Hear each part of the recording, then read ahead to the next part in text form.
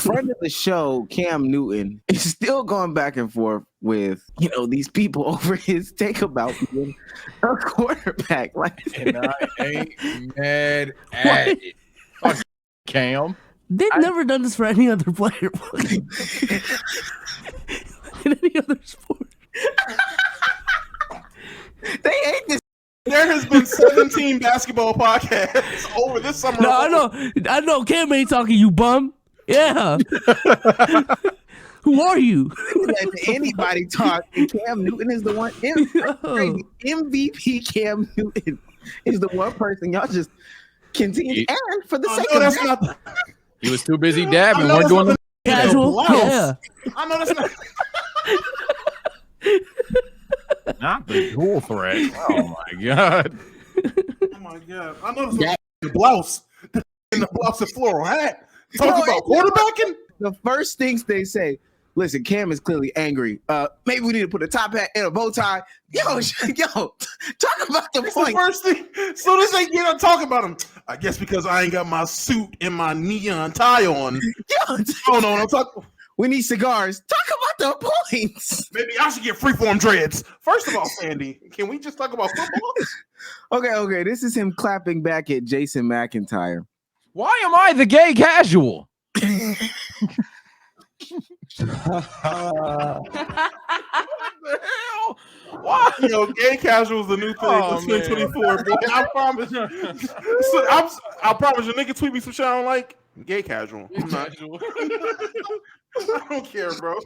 That's how you know I'm done. Gay casual. Okay. Just go to the clip where he says what he said. Cam Newton has a podcast, and Cam Newton, of course, was a tremendous player. But don't give me no backhand compliments. Don't do that. Because he said, yeah. I'm not playing. Haven't played in 2 or 3 years. Instead of speaking about what I said, they try to poke at the person. Jason, if I were to do my research on you personally, failed situations, got fired from a job, flunked out of college, if I really were to do that, then I will be evil. You're the bully. I'm the bully. Or I'm bitter. Just go to the... Mm-hmm. You're the bully. You're the bully. Sorry, bro.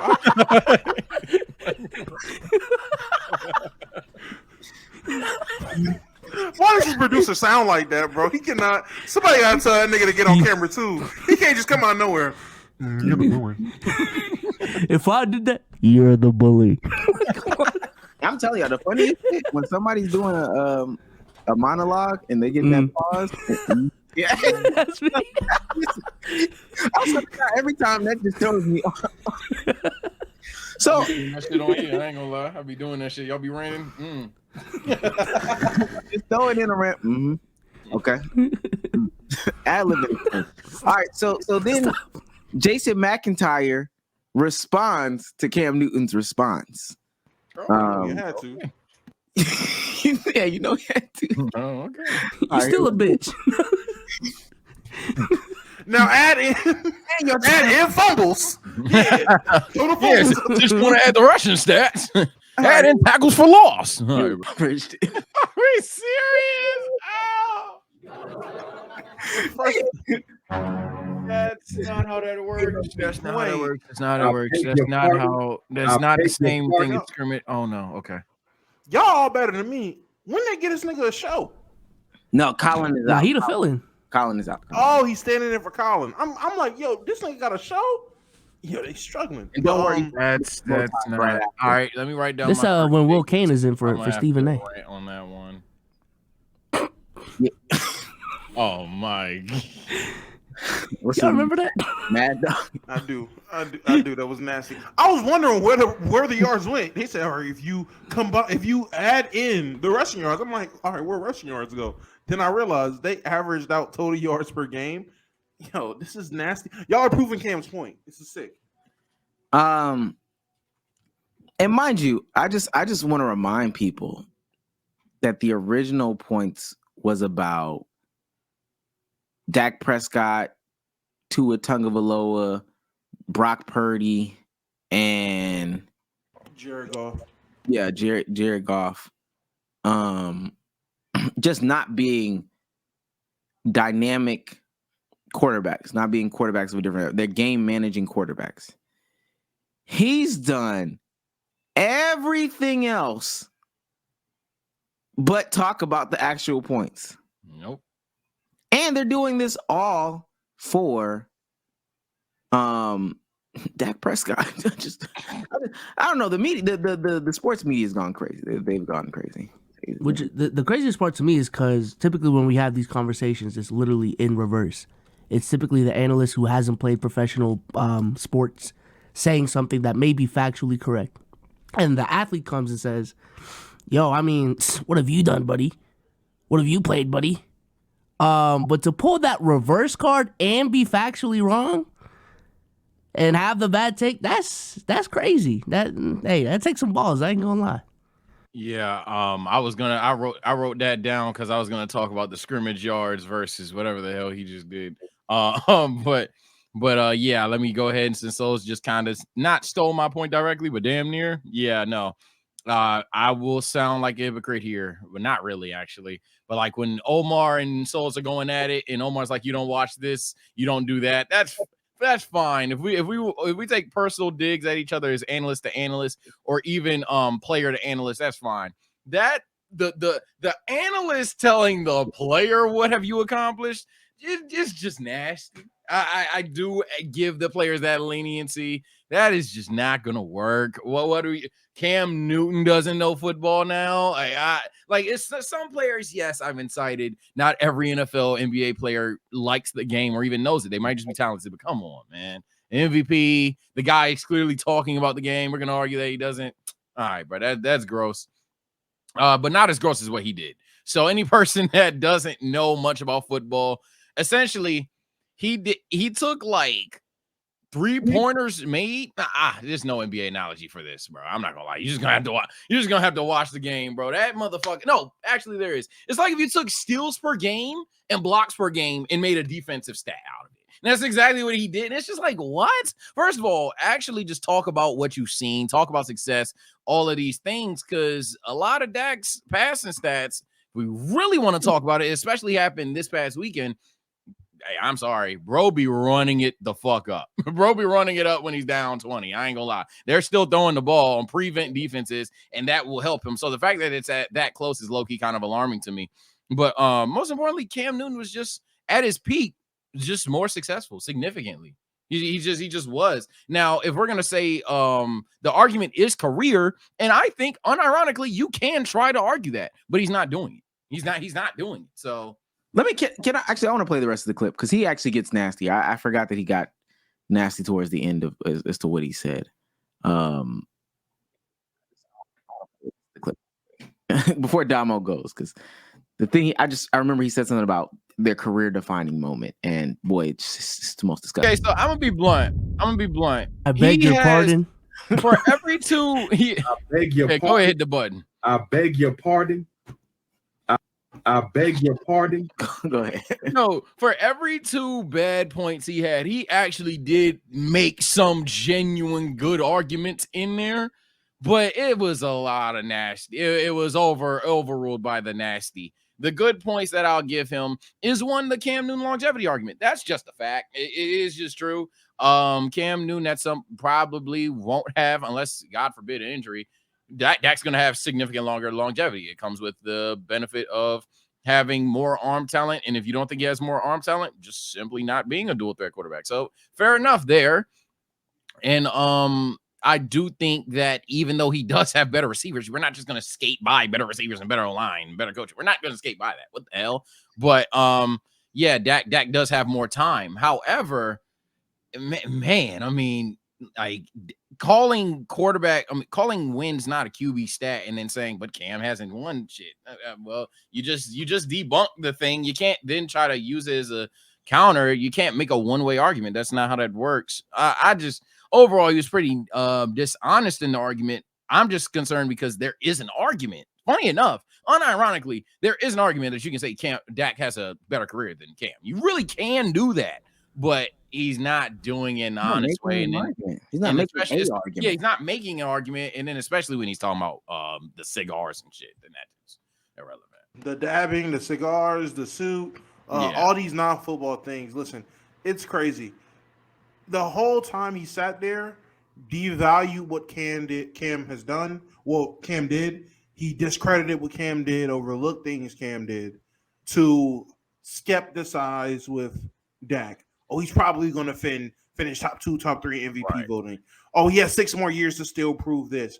You look at the teams he has, which Dak has had. I would feel like better teams than Cam Newton has had. Like I don't know what that's about. Cam had a season of 40-year-old Steve and Greg Olsen, and when he was old, like that's what we saying. Like, we ain't talk football in here, but let's really talk. Like, he's Kelvin Benjamin. What are we doing, bro? That's Etienne Jr. Come on, bro. And he wants to skip over the all-pro players or the greatness that Dallas has been able to afford and buy and get.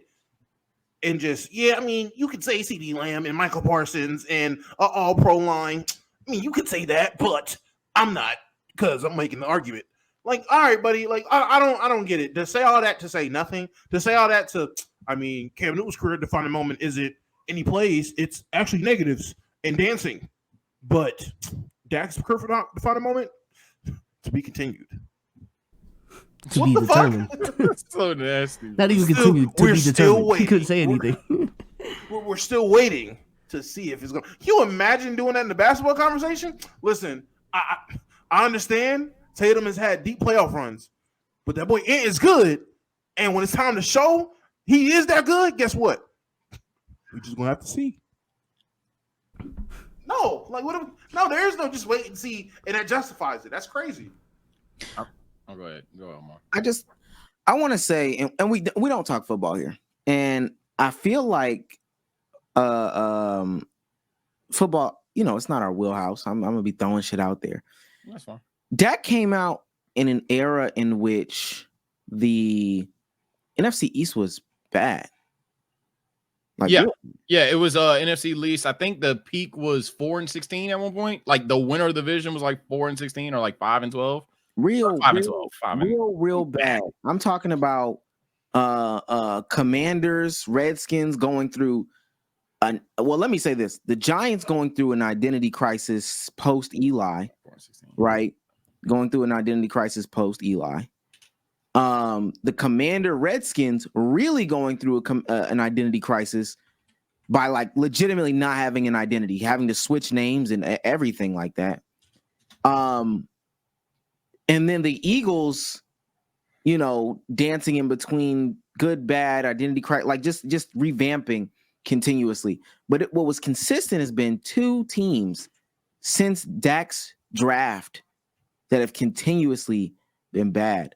But I just looked at when Cam came in, they still had to deal with Matt Ryan, still had to deal with Drew Brees, even Tampa Bay playing good one year. It's years where it was a year that I just looked up where you had to win 11 games to even be in the conversation in the NFC South. Arguably like one of the hardest divisions. Yeah, once upon a time, it was in the whole National Football League. But I and Damo said the whole thing about adding the context of who's willing to spend more.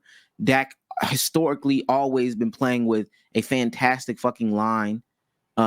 Best lines in the NFL damn near every year. But what I don't really care about all that. This is what players say, and then we get all the way to the far end of what shit should be. And then we get all the way to the far end of the other thing. You cannot have this conversation in good faith without context. You just can't. Not at all. You can't.